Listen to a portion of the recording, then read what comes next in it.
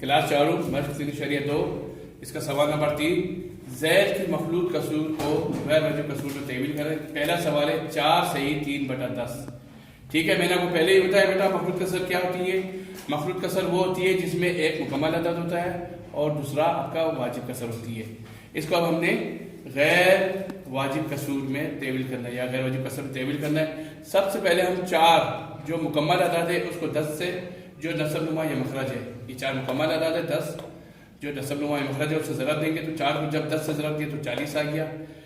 दूसरा स्टेप इसका क्या है, दूसरा अमल क्या है, फिर हम 40 में शुमार कुनिंदे का जो ये 3 है उसको जमा करेंगे। जैसे 40 में 3 जमा किया तो 43 आ गया। तो क्या हुआ, लिहाजा जवाब 4 से 3/10 का बराबर है 43/10। बेटा ऐसा होता है कि जब हम मखलूत कसूर को या मखलूत कसर को गैर वाजिब कसर में तब्दील करते हैं तो नसब नुमा या मखरज अपनी जगह पे रहता है, वो तहवील नहीं होता, वो नहीं होता।